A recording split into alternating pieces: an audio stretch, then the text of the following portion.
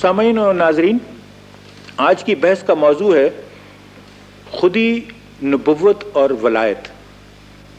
और इस बहस में आपके सामने ये वाज़ेह करने की कोशिश की जाएगी कि हज़रत अल्लामा इकबाल के नज़दीक शऊर नबुव्वत और शऊर वलायत में क्या फ़र्क है। शऊर नबुव्वत से वो उसके लिए अंग्रेज़ी इस्तिलाह जो इकबाल इस्तेमाल करते हैं वो है प्रोफेटिक कॉन्शियसनेस, और शऊर वलायत के सिलसिले में जो इस्तिलाह इस्तेमाल की गई है वो है मिस्टिक कॉन्शियसनेस।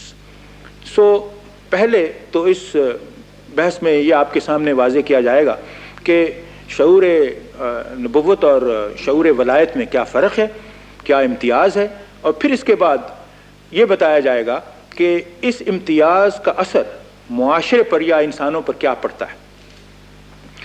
तो मैं आपके सामने एक कौल पेश करता हूँ जिसको इकबाल भी साइट करते हैं। ये महराज नबवी के मुतालिक हज़रत अब्दुल क़ुद्दूस गंगोही का कौल है। अब्दुल क़ुद्दूस गंगोही रहमतुल्लाह अलैह एक बर सग़ीर के बहुत बड़े सूफ़ी थे। इन्होंने महराज नबवी के मुतालिक ये कह रखा है जो मैं आपके सामने पेश कर रहा हूँ। फरमाते हैं, मोहम्मद अरबी सल्लल्लाहु अलैहि वसल्लम फिरदौस की अंतहाई बुलंदियों तक पहुँचे और वापस आ गए। खुदा की कसम, अगर मैं उस मुकाम तक पहुँच सकता तो कभी वापस ना आता। ये कौल उनका इकबाल पेश करते हैं ये बताने के लिए कि शऊर नबुव्वत और शऊर वलायत में क्या फ़र्क है। अब इकबाल कहते हैं कि सूफ़ी या वली जब उसे विसाल का रूहानी तजर्बा होता है, विसाल का रूहानी तजर्बा, इसको अंग्रेज़ी इस्तिलाह में इकबाल इसके लिए जो एक्सप्रेशन यूज़ करते हैं वो यूनिटरी एक्सपीरियंस है, यानी खुदावंद ताला की ज़ात के साथ यकजा होने का जो एक रूहानी एक्सपीरियंस है उसको विसाल कहते हैं। कि ये जो तजर्बा है जिस वक्त सूफ़ी को होता है, वो जब खुदा की ज़ात में अपनी ज़ात को मुस्तग़रक़ करता है, वो विसाल की कैफियत जो उस पर तारी होती है, जब वो अपने आप को फ़ना कर लेता है इस तरह अल्लाह की ज़ात में, तो ये तजर्बा इकबाल के नज़दीक मोमेंटरी होता है। ये परमानेंट एक्सपीरियंस नहीं होता, सूफ़ी को वापस आना पड़ता है मजबूरन। तो जब सूफ़ी के लिए ये तजर्बा होता है तो उस लज्जत से वो इस कदर उससे मसहूर होता है कि वो नहीं चाहता कि ये तजर्बा ख़त्म हो और मैं वापस जाऊं। लेकिन चूंकि उसे वापस जाना ज़रूरी है, और जब वो वापस आता है तो उसकी वापसी जो है वो बजाय खुद कोई अहमियत नहीं रखती इंसानियत के लिए। यानी इस यूनिटरी एक्सपीरियंस के तजर्बे से एक सूफ़ी या वली की वापसी जो है वो इंसानियत के लिए किसी अहमियत का सबब नहीं बनती।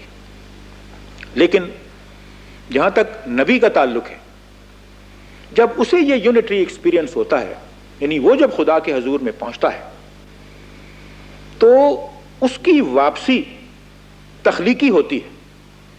वो वापस आकर तारीख़ की कुव्वतों पर काबू हासिल करता है और नज़रियात व अक़ायद की एक नई दुनिया वजूद में लाता है। तो ये बुनियादी फ़र्क है प्रोफेटिक कॉन्शियसनेस में और मिस्टिक कॉन्शियसनेस में।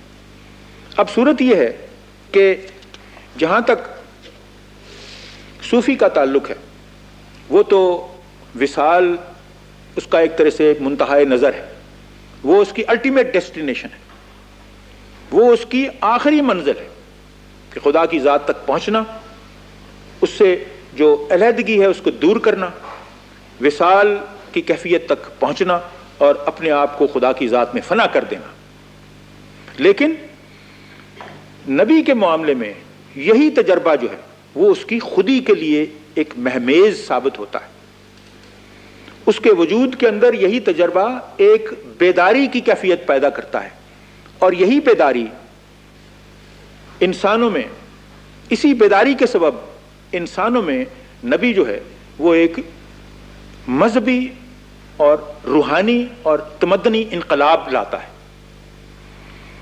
نبی کا جو ایکسپیرینس خدا کے ساتھ ہے اور ولی کا جو ایکسپیرینس خدا کے ساتھ ہے، اس میں فرق اور امتیاز یہ ہے کہ ایک جو ایکسپیرینس ہے، ایک جو شخصیت ہے، وہ کوئی انقلاب کا سبب نہیں بنتی، اور دوسرا جو ایکسپیرینس ہے نبوت کا، وہ انقلاب کا سبب بنتا ہے دنیا میں۔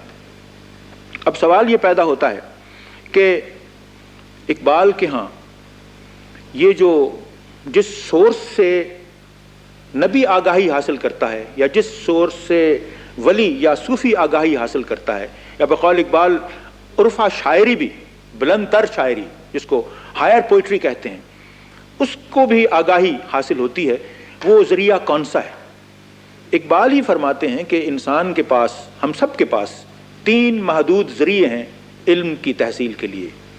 ایک ذریعہ تو عقل ہے، آپ سب مانوس ہیں اس بات سے۔ دوسرا ذریعہ ہمارے حواس ہیں، جن کو سینس پرسیپشن کہتے ہیں۔ عقل تو ریزن ہو گئی، سینس پرسیپشن ہمارے حواس خمسہ ہیں، دیکھنا، ٹچ کرنا، محسوس کرنا، ذائقہ، اور یہ وہ دوسرے جو ہیں جن کو حواس کہتے ہیں۔ اور تیسری چیز ہے عرفان، جس کو انٹیوشن کہتے ہیں۔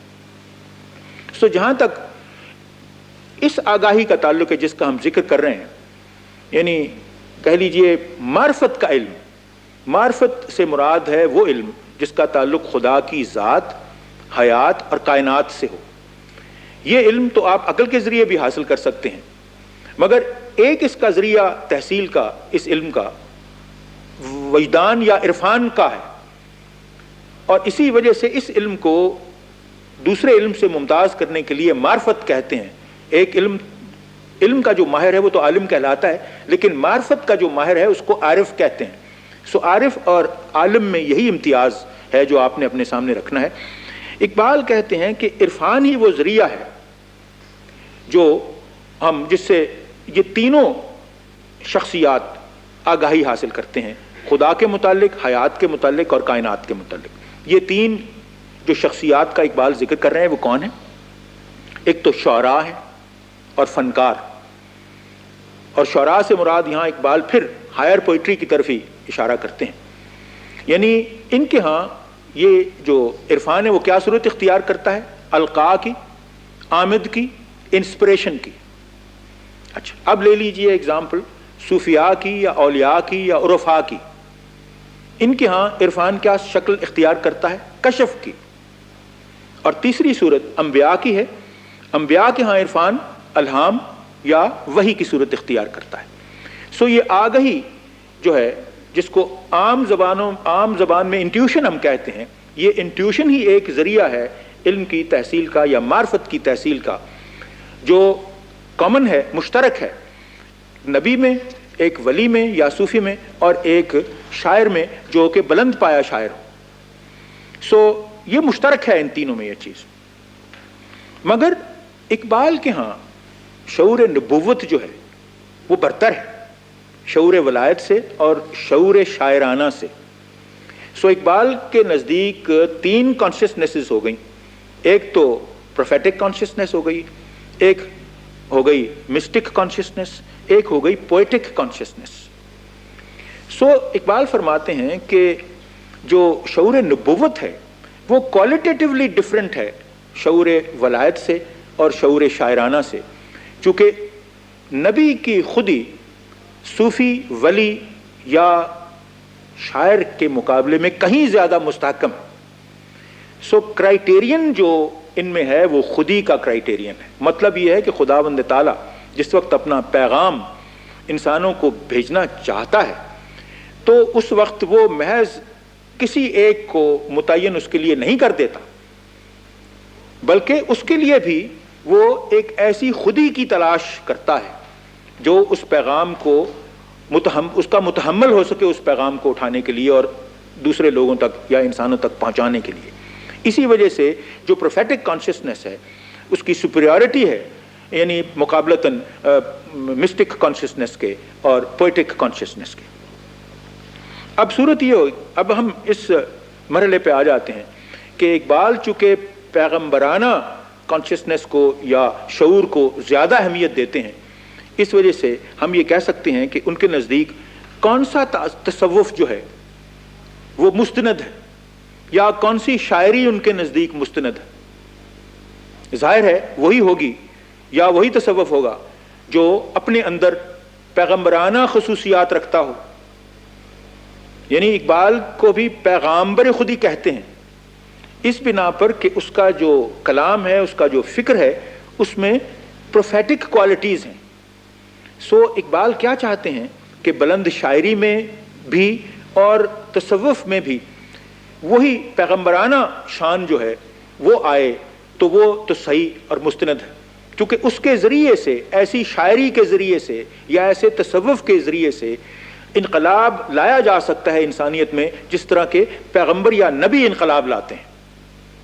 سو آپ نے دیکھ لیا کہ اقبال جس وقت پروفیٹک کانشسنس کو یا شعور نبوت کو اتنی اہمیت دیتے ہیں تو ان کا مقصود نظر کیا ہے؟ ان کا مقصود نظر یہ ہے کہ ایک روحانی اور تمدنی انقلاب لایا جائے.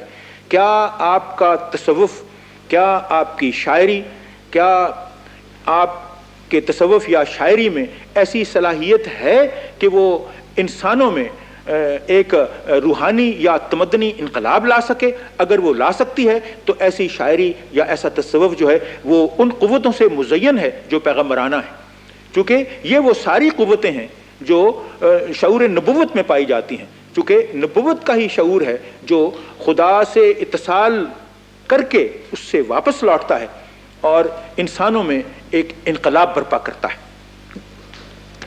سو اب ہم آ جاتے ہیں کہ اس مسئلے کی طرف کہ اقبال کے نزدیک مسلمانوں کی انفرادی اور اجتماعی خودی کے زوال اور انحطاط کا باعث کیا چیزیں تھیں. اقبال کہتے ہیں کہ 3 چیزیں ہیں جو مسلمانوں کی انفرادی اور اجتماعی خودی کے انحطاط کا باعث بنی. وہ کون سی 3 باتیں ہیں جن کا وہ ذکر کرتے ہیں؟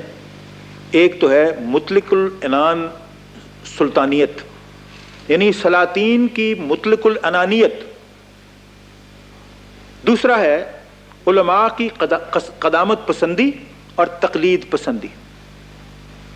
اور تیسری چیز صوفیاء کی بے عملی. اقبال سمجھتے ہیں کہ ہمارا جو معاشرے کا زوال یا انحطاط ہے وہ ان 3 چیزوں کی وجہ سے آیا ہے.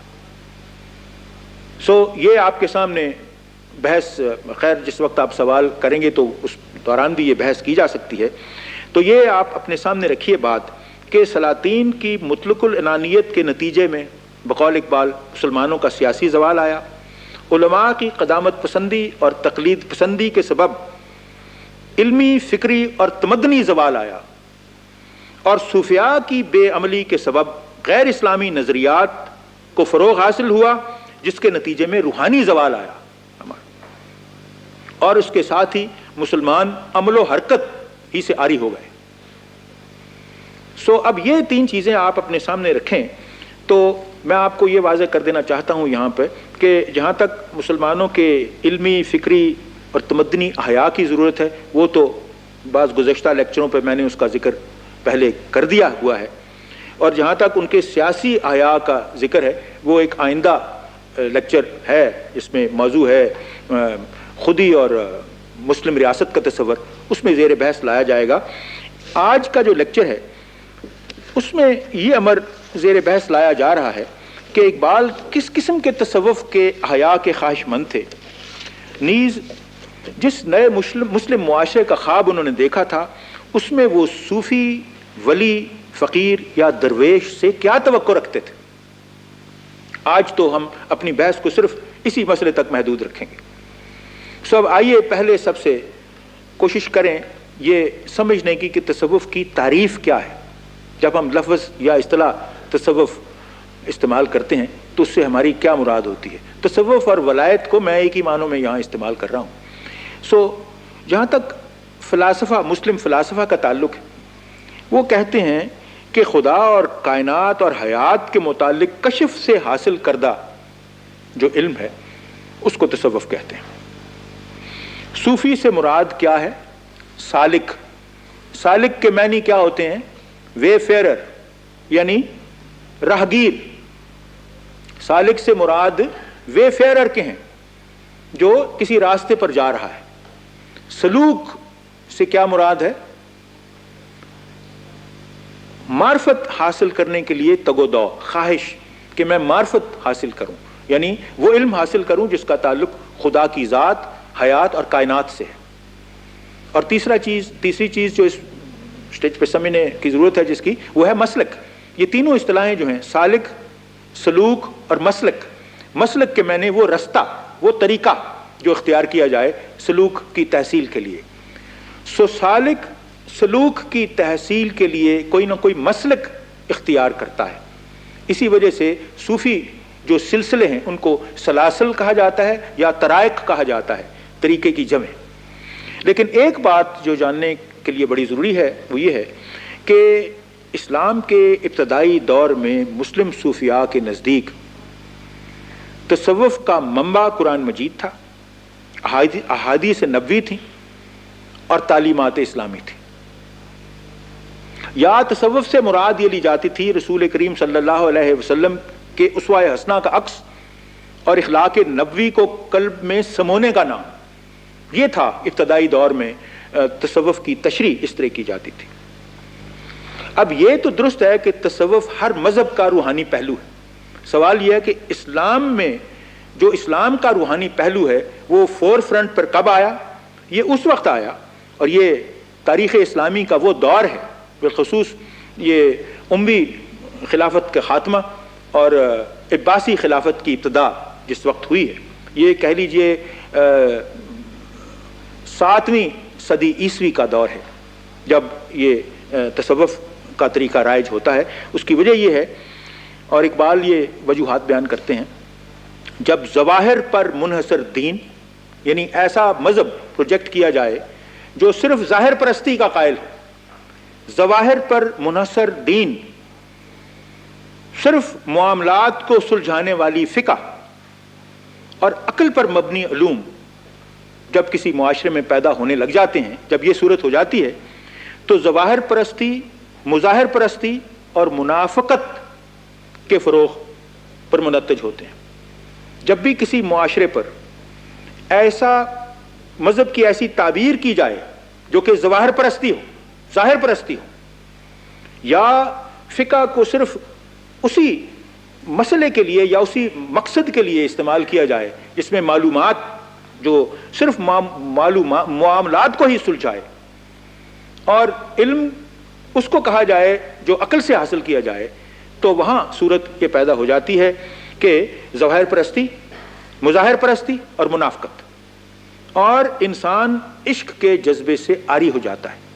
اور جب انسان یا کسی معاشرے میں عشق کا جذبہ جو ہے وہ ناپید ہو جائے تو تصوف جو ہے وہ اس کی طرف لوگوں کی طبیعت جاتی ہے، اس کی طرف رجحان ہوتا ہے۔ تو یہ وہ منزل تھی ہماری تاریخ میں جب تصوف کا وجود مسلم معاشرے میں آیا۔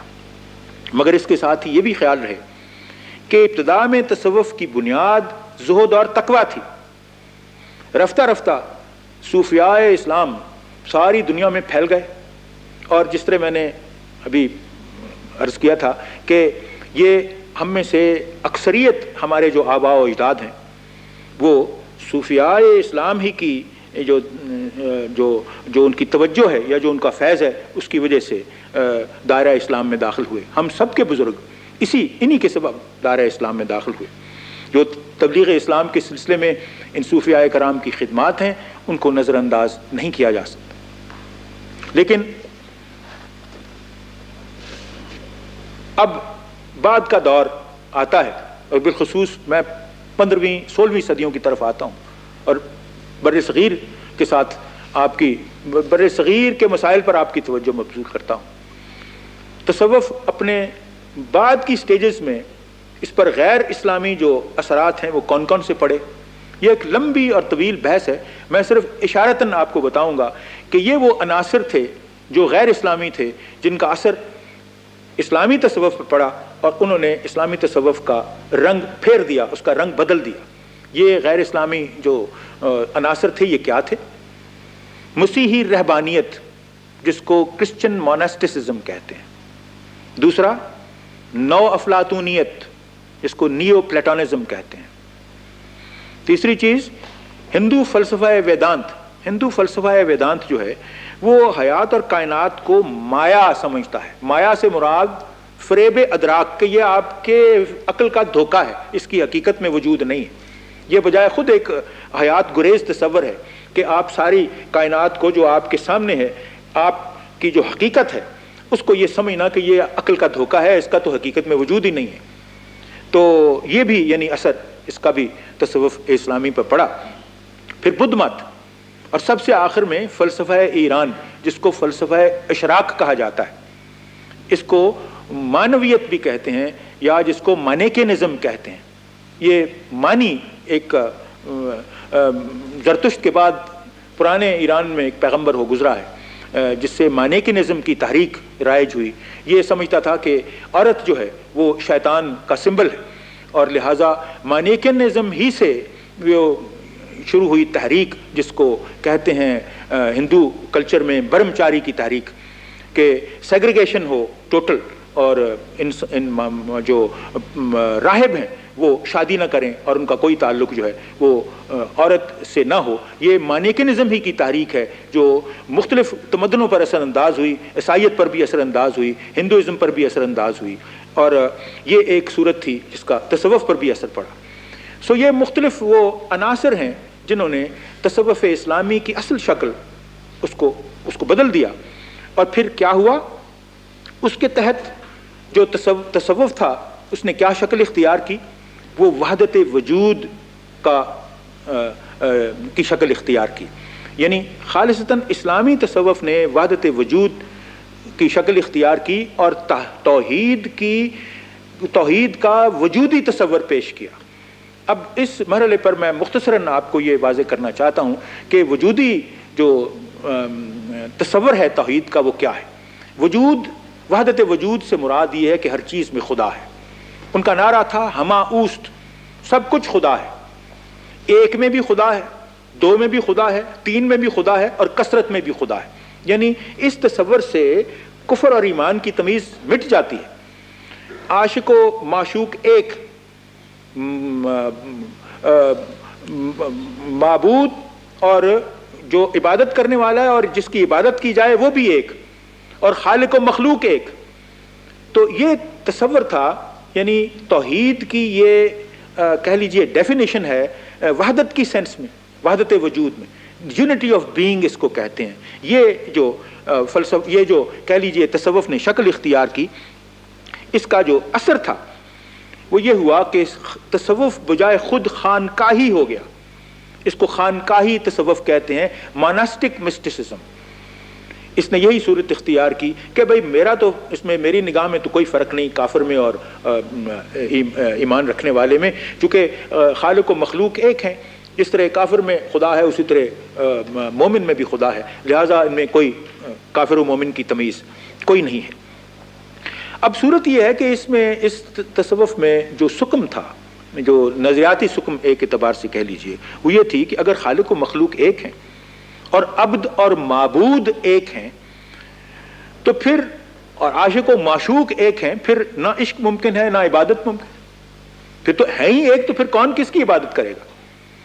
اور اگر اختیار کا خاتمہ ہے اور آپ کا مقصود نظر فنا ہے, اللہ تعالیٰ کی ذات میں اپنے آپ کو مستغرق کر کے غائب کر دینا ہے, تو پھر اختیار کا خاتمہ.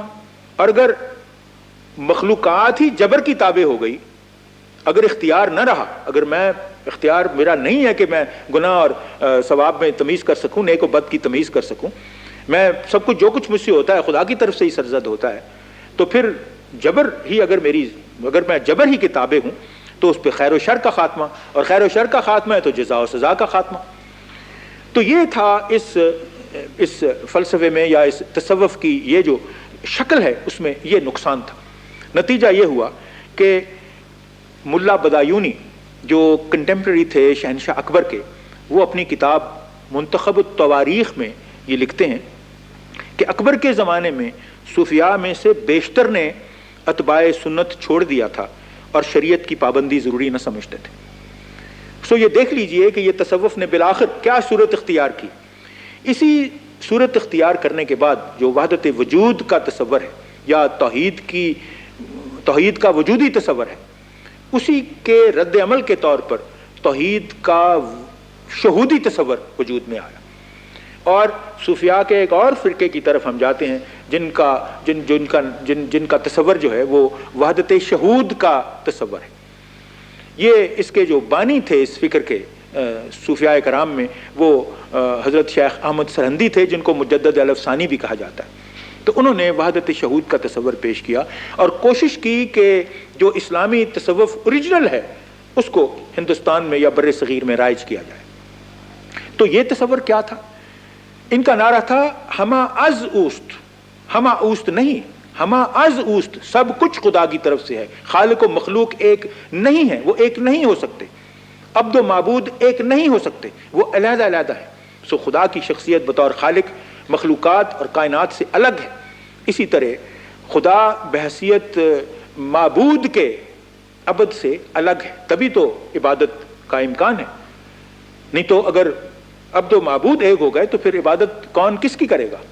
سو یہ طریقہ جو تھا یہ رائج ہوا، اور اس بر صغیر میں بالخصوص نقش بندیہ مجددیہ سلسلہ جو تھا صوفیاء کا یا اولیاء کا، وہ رائج ہوا، اور وہ رائج اسی لیے ہوا چونکہ وحدت وجود کا جو تصور تھا اس میں یہ خامیاں تھیں جو میں نے آپ کے سامنے پیش کی ہیں۔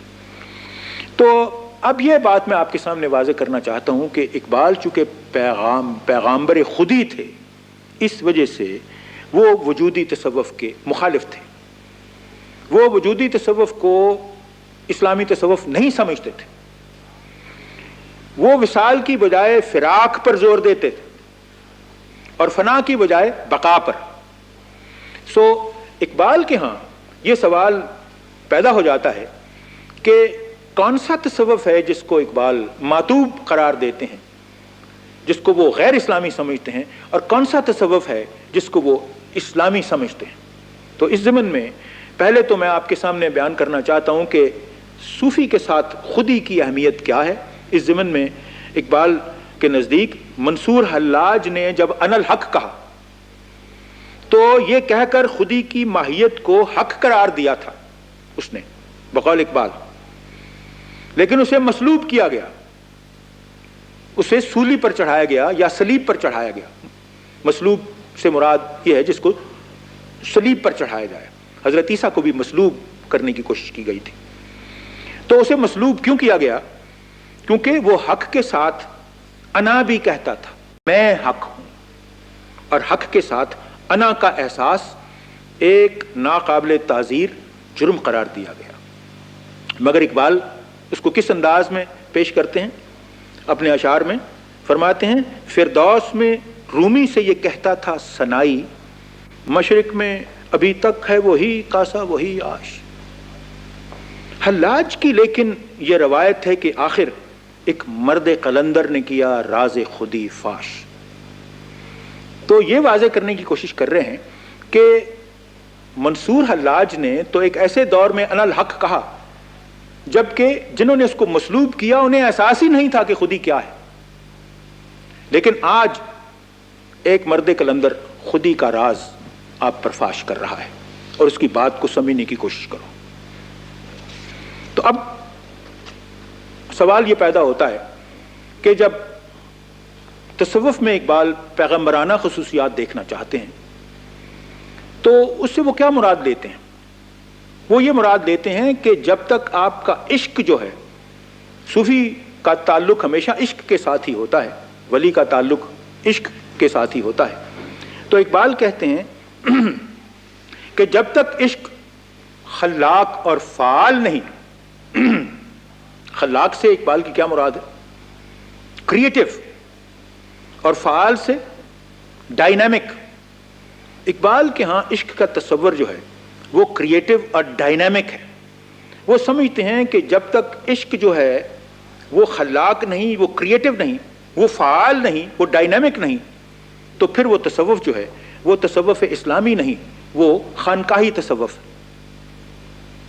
چونکہ وہ جو خصوصیات شعور نبوت ہیں ان سے آ رہی ہے، اور اسی ضمن میں اقبال فرماتے ہیں کہ جب کوئی تصوف خصوصیات شعور نبوت سے عاری ہو تو وہ موت کے مترادف ہے۔ یہ اشعار ذرا ملاحظہ کریں، کہتے ہیں خودگیری و خودداری و گلبانگ انالحق، آزاد ہو سالک، تو ہیں یہ اس کے مقامات کہ جب مسلم معاشرہ آزاد تھا تو منظور اللہ جیسا شخص اٹھ کے کہہ سکتا تھا کہ انالحق، کیونکہ اس زمانے میں انفرادی خودی جو تھی وہ خودگیر بھی تھا، خوددار بھی تھا، اس لیے اس نے کہہ دیا انالحق۔ محکوم ہو سالک، تو یہی اس کا ہماوست خود مردہ و خود مرکد و خود مرگ مفاجات۔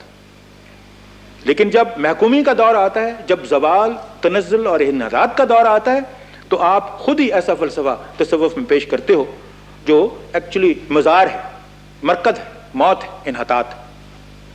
سو اب سوال یہ پیدا ہوتا ہے کہ اس پس منظر میں آپ ذرا غور کریں کہ اقبال کس قسم کے تصوف کے خلاف تھے۔ میں آپ کے سامنے بیان کرتا ہوں۔ نمبر 1، جو انسانوں سے قطع تعلق کر کے خلوت نشینی کی تلقین کرے، زندگی اور فطرت کو غیر حقیقی سمجھے اور حیات سے فرار کی راہ اختیار کرے، اس تصوف کے اقبال خلاف۔ جو سکر، محویت اور بے خودی کی کیفیت پیدا کرے، جس کا نصب العین وصال یا فنا ہو، اور جو حیات افزائی کے بجائے حیات سوزی کی طرف لے جائے، جو احکام شریعت کو ثانوی حیثیت دے، جو موجودات اور نفس انسانی کو باطل قرار دے، جو جبر کا قائل ہو، خیر و شر کا امتیاز مٹا کر انسان کو اخلاقی تعطیل دے دے، جو کفر اور ایمان کا فرق مٹا دے، جو سکون پرستی اور قناعت کوشی کی تلقین کرے، یہ سب اس تصوف کے خواص ہیں جن کو اقبال معطوف سمجھتے ہیں۔ مگر نئے مسلم معاشرے میں وہ کس قسم کے تصوف کو فروغ دینا چاہتے تھے؟ وہی تصوف جس میں شعور نبوت والی خصوصیات ہوں۔ وہ کون سا تصوف ہے جس کو وہ اسلامی سمجھتے تھے؟ جو قرآنی تصور توحید پر ایمان رکھے اور شریعت اسلام کا پابند ہو، جو وصال کی بجائے فراق اور فنا کی بجائے بقا کی تحصیل کے لیے کوشاں رہے، جس کا عشق خلاق اور فعال ہو، جو انسان کو صاحب اختیار سمجھے، جو موجود کی حقیقت کو تسلیم کرے اور اس کی اصلاح کو جاری رکھے، جو صحو اور مسلسل بیداری کی کیفیت طاری کرے، جو خلوت یا خانقاہ نشینی اور رہبانیت کا مخالف۔ اس پس منظر میں اگر آپ دیکھیں تو واضح ہو جاتا ہے کہ اقبال چاہتے تھے کہ درویشی کا رنگ بدل جائے، یعنی درویش صرف خلوت گزیں ہی نہ ہو بلکہ خارجی اور باطنی فطرت کا رمز آشنا اور فکر و نظر میں انقلاب پیدا کرنے والا ہو، یعنی وہ مشاہدہ فطرت بھی کرے اور اصلاح ملت بھی کرے۔ بقول اقبال، جس درویش کا ملت اسلامیہ کے زوال یا اس کی تباہ حالی سے کوئی واسطہ نہ ہو، اور جو اپنی بصیرت سے ملت اسلامیہ کو درپیش مسائل کا حل پیش نہ کر سکے، اقبال کے نزدیک وہ درویش نہیں، وہ رشی ہے، وہ راہب ہے۔ ان کی نگاہ میں درویشی وہی ہے جو انقلاب آفرین ہو، جو درویشی انقلاب آفرین نہیں وہ کسی کام کی نہیں۔ اگر قلب کے اندر، اقبال کہتے ہیں کہ اگر قلب کے اندر، درویش کے قلب کے اندر کہتے ہیں کہ خدا کا نقش جو ہے وہ پیدا ہو جاتا ہے، تو اقبال کہتے ہیں کہ اگر قلب کے اندر جو حق کا نقش پیدا ہو گیا ہے اسے باہر کے جہان پر مرتسم نہ کیا جائے تاکہ مرد خدا کا دیدار جو ہے وہ دیدار عام ہو جائے، اس وقت تک درویشی جو ہے وہ اسلامی نہیں، وہ جو بھی قسم ہے درویشی کی وہ غیر اسلامی ہے۔ اسی بنا پر اقبال کا شعر یہ اپنے ذہن میں رکھیں، جس میں فرماتے ہیں سکون پرستی راہب سے فقر ہے بیزار، فقیر کا ہے سفینہ ہمیشہ طوفانی۔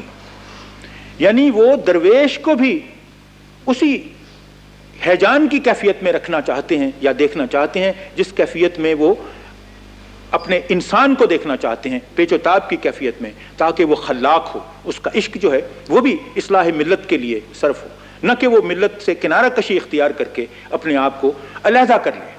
سو یہ تصور تھا جو اقبال کہ ہاں درویش کا تصور ہے، جو وہ چاہتے تھے درویشی، اور جس صورت میں وہ درویشی کو اس نئے مسلم معاشرے میں دیکھنا چاہتے تھے جس کا خواب انہوں نے دیکھا تھا. اس کے بعد اگر آپ کے ذہن میں کوئی سوال اٹھتے ہیں تو بڑے شوق سے کیجیے. سر آپ نے ایک یہ فرمایا کہ اقبال کا خیال ہے کہ عشق جو ہے وہ خلاق اور فعال ہے. یہ ذرا اس پر ذرا زیادہ میں روشنی ڈالیے، یہ سمجھ نہیں آیا. اس کا مطلب ان کے نزدیک یہی ہے کہ جو بھی انسان کا عمل ہو وہ کریٹو ہو یا وہ تخلیقی ہو. میں نے اس ضمن میں ذکر کیا ہے شعور نبوت کا، اور اقبال جب آپ کے سامنے یہ حقیقت واضح کرتے ہیں کہ نبی کی خصوصیت کیا ہے، تو وہ یہی آپ کے سامنے پیش کرنے کی کوشش کرتے ہیں کہ نبی کا عشق جو ہے وہ خلاق ہے اور فعال ہے، چونکہ وہ ایک انقلاب کا موجد ہوتا ہے، وہ ایک انقلاب بپا کرتا ہے انسانی معاشرے میں، ایک روحانی انقلاب لے کے آتا ہے اور اس کے ساتھ ہی تمدنی انقلاب لے کے آتا ہے. اور اس انقلاب لانے کا سبب یہ ہے کہ اس کا عشق جو ہے وہ خلاق اور فعال ہے، اور وہ اسی قسم کا عشق جو ہے وہ صوفیاء میں اور فقراء میں اور اولیاء میں بھی دیکھنا چاہتے ہیں. اور بالخصوص اس زمانے میں جب کہ وہ چاہتے ہیں کہ ایک نیا معاشرہ وجود میں آئے، وہ چاہتے ہیں کہ یہاں کے صوفیاء ایک روحانی انقلاب لائیں. میں یہ پوچھنا چاہوں گا کہ آج کے مسائل کے حوالے سے اور اقبال کے فکر کی روشنی میں مزید وضاحت فرمائیں کہ آج کے مسائل کا حل اگر شعور نبوت کی روشنی میں ہو جاتا ہے تو درمیان میں جو ولایت کا یا تصوف کا سلسلہ ہے، رہبانیت سے ہٹتے ہوئے اسلامی تصوف کی بات کر لیتا ہوں، وہ درمیان میں اس کا کردار کیا باقی رہ جاتا ہے؟ اس بحث میں اصل میں جو نقطہ جو ہے جس پر جو غور طلب ہے وہ یہ ہے کہ شعور نبوت سے یعنی کسی نبی کی حیات ہی میں اس کے شعور سے استفادہ کیا جا سکتا ہے، لیکن جب ہم بحیثیت مسلمانوں کے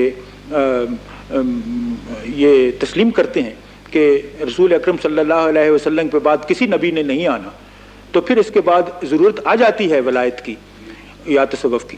اور اگر ولایت کی ضرورت اس مرحلے پر آتی ہے تو پھر اس میں اقبال یہی چاہتے ہیں کہ اس میں شعور نبوت کی خصوصیات ہوں، تو وہ ولایت یا وہ تصوف جو ہے وہ اسلامی رنگ کا ہے، اور اگر نہ ہو تو وہ غیر اسلامی ہے. صرف یہی بحث. ڈاکٹر صاحب آپ نے یہ جو بتا دیا کہ علامہ اقبال ایک صوفی کو یہ درس دیتے ہیں کہ اس کو ترک دنیا کی بجائے عمل کرنا چاہیے، تو ترک دنیا کے ان کے اپنے کچھ طریقہ کار ہوتے ہیں، تو وہ چھوڑ کے جب صرف عمل کریں گے تو اس کے لیے کیا طریقہ کار ہوگا؟ صوفیاء جو بالخصوص وجودی تصوف کے کہہ لیجئے کی پیداوار ہیں، ان کا طریقہ ہی ترک دنیا تھا. ترک دنیا سے ان کی مراد یہ ہوتی تھی کہ وہ انسانوں سے مایوس ہو کے ان کی اصلاح کے کام کو چھوڑ کر وہ کسی غار میں اپنے آپ کو پنہا کر لیتے تھے. انہیں تارک کہا جاتا تھا. یہی جو وجودی صوفیاء ہیں، ان میں سے ایک فرقہ ایسا بھی پیدا ہوا جو اس اصول کا قائل تھا کہ جس کو انگریزی زبان میں کہتے ہیں ڈبل ڈسلوئنمنٹ، یعنی جس کو وہ صرف دنیا کا تارک ہی نہیں ہوتا تھا بلکہ دنیا کو ترک کرنے کی خواہش کو بھی ترک کر دیتا تھا. یعنی وہ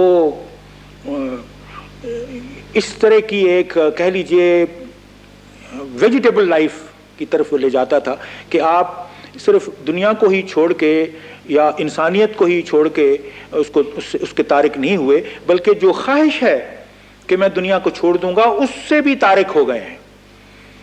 تو یہ ایک آئسولیشنزم کا طریقہ کار تھا.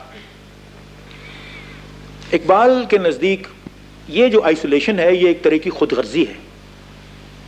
آپ سمجھتے ہیں کہ سب سے بڑا کام جو کسی فرد پہ ہے جس کی خود ہی بیدار ہو وہ اصلاح ملت ہے، کیونکہ اقبال کے ہاں ملت کی بہت زیادہ اہمیت ہے، اور وہ چاہتے ہیں کہ نہ صرف افراد کی خود ہی بیدار ہو تاکہ وہ ملت کے جو مسائل ہیں ان کو حل کرتے رہیں، وہ روحانی میدان میں چونکہ صوفیاء اور یہ اولیاء ہی آتے ہیں، وہ ان سے بھی یہی توقع رکھتے ہیں کہ وہ دیگر جو باعمل لوگ ہیں معاشرے کے ان کے ساتھ ہی شامل ہو کے معاشرے کی اصلاح کریں، چونکہ یہ کوالٹی پروفیٹک کانشسنس کی ہے۔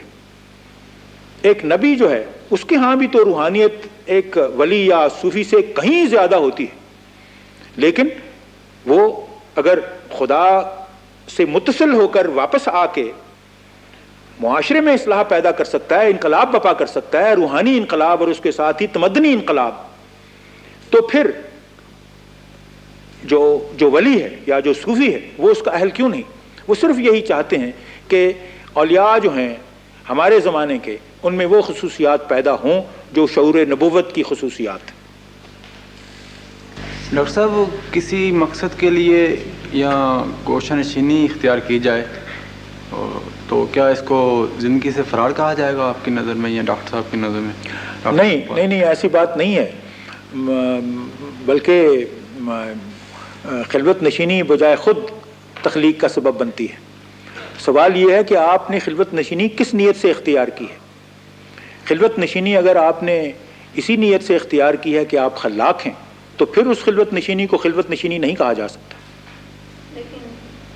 لیکن ڈاکٹر صاحب، اسلام تو کہتا ہے کہ لا رہبانیت فی الدین، کہ اسلام میں رہبانیت کا کوئی تصور نہیں ہے، تو جو یہ تصوف ہے یہ پھر آپ کی نظر میں یا علامہ اقبال کی نظر میں کس طریقے سے رہبانیت کے ہٹ کے آپ کیسے کہیں گے اس کو؟ میں یہی تو عرض کر رہا ہوں کہ جس طرح آپ نے فرمایا ہے کہ خداوند تعالیٰ کے نزدیک اسلام میں رہبانیت کا کوئی تصور نہیں، لہٰذا اسلامی تصوف جو ہے وہ کسی صورت میں بھی رہبانیت تو نہیں کہلا سکتا، نہ رہبانیت ہو سکتا ہے۔ تو اس لیکچر میں یہی حقیقت بیان کرنے کی کوشش کی گئی ہے کہ کون سا تصوف جو ہے وہ خالصتاً اسلامی ہے اور جس کو رہبانیت نہیں قرار دیا جا سکتا، اور کون سا وہ تصوف ہے جو گو اسلامی تصوف کے نام ہی سے رائج ہوا مگر وہ رہبانیت کے مترادف تھا، اور لہٰذا اقبال کی نگاہ میں وہ تصوف معتوب ہے۔ ڈاکٹر صاحب، کیا اسلامک مسٹیسزم کی بنیادیں ہولی پروفٹ کی حیات مبارکہ سے اخذ کی جا سکتی ہیں؟ جی ہاں، میں نے ابھی آپ کے سامنے عرض کیا تھا کہ ابتدائی ادوار میں اسلامی تصوف سے مراد ہی رسول اکرم صلی اللہ علیہ وسلم کے اسوہ حسنہ کو اور اخلاق نبوی کو اپنی ذات کے اندر سمونا تھا، اور رسول اللہ کی بھی یہ جو غار حرا والی سٹیج ہے میڈیٹیشن کی، اس کو کہا جاتا ہے کہ وہ ولایت کا دور تھا ان کا، جو نبوت سے پہلے آتا ہے، نبوت کا پیش خیمہ ہوتا ہے۔ تو اس ضمن میں بھی اکثر اسلامی تصوف میں ان کے حضور کے غار حرا میں بیٹھنا جو ہے اس کو اسی کانسیپٹ میں استعمال کیا جاتا ہے۔ ڈاکٹر صاحب، آپ نے اسلامی تصوف کے حوالے سے بھی فرمایا کہ جب عشق کا جذبہ ناپید ہو جائے تو لوگوں کا جو رجحان ہے وہ تصوف کی طرف ہو جاتا ہے۔ پروگرام یہاں پہ یہ وضاحت فرمائیے کہ آپ نے یہاں پہ عشق سے مراد عشق حقیقی سے لیے یا عشق دنیاوی سے لیے؟ اس سے مراد دراصل یہ جو امتیاز ہے عشق حقیقی اور عشق مجازی، یہ امتیاز جو ہے یہ کوئی واضح امتیاز نہیں ہے۔ کیا اگر میں اپنی ملت سے محبت کرتا ہوں، میں اپنی قوم سے محبت کرتا ہوں، اپنے وطن سے محبت کرتا ہوں، تو کیا آپ اس کو عشق حقیقی کہیں گے یا عشق مجازی کہیں گے؟ یہ بھی عشق مجازی ہی کی ایک قسم ہے۔ تو مطلب یہ ہے کہ یہاں عشق سے مراد عشق ہے، اور اس کو ہم تقسیم نہیں کر سکتے کہ اس کا مجازی پہلو کون سا ہے اور اس کا حقیقی پہلو کون سا ہے۔ حقیقی پہلو تو ایک اعتبار سے صرف عشق الہی ہی ہے۔ تو اسی کی ایک مثال آپ کو رابعہ بصری کے ہاں ملے گی۔ رابعہ بصری کے متعلق یہ مشہور ہے کہ وہ ایک دن بازار میں پھر رہی تھیں، کیونکہ وہ بھی بہت بڑی صوفی تھیں اپنے زمانے کی، تو ایک ہاتھ میں انہوں نے آگ کا وہ پکڑا ہوا تھا، وہ لکڑی کی پکڑی ہوئی تھی جس کو آگ لگی ہوئی تھی آگے، اور ایک ہاتھ میں پانی کا کٹورا تھا۔ تو کسی راہگیر نے ان سے پوچھا کہ اے رابعہ، یہ تو کیا چیزیں لے کے بازار میں گھوم رہی ہے؟ تو اس نے کہا کہ یہ پانی میں اس لیے لے کے پھر رہی ہوں تاکہ دوزخ کی آگ کو بجھا دوں، اور یہ لکڑی جو آگے آگ لگی ہوئی ہے وہ اس لیے لے کے پھر رہی ہوں کہ بہشت کو آگ لگا دوں، تاکہ لوگ اللہ تعالیٰ سے محض اس لیے اس سے عشق نہ کریں کہ ان کو فائدہ ہوگا یا نقصان ہوگا، یا خوف کے مارے کہ میں دوزخ میں جاؤں گا، یا اس خیال سے کہ میں بہشت میں جاؤں گا، بلکہ وہ محض عشق کی خاطر اللہ کو عشق کریں۔ تو یہ انہوں نے مثال دی تھی کہ میں بہشت کو آگ لگانے جا رہی ہوں اور دوزخ کی آگ فرد کرنے جا رہی ہوں۔ مگر یہاں جو اقبال جس ضمن میں کہہ رہے ہیں کہ عشق خلاق ہو اور فعال ہو، اس سے مراد وہ یہی لیتے ہیں کہ آپ کے ہاں روحانی طاقت اس قدر ہو کہ اس کے ساتھ ہی آپ ملت کی فلاح و بہبود کے لیے کام کر سکیں۔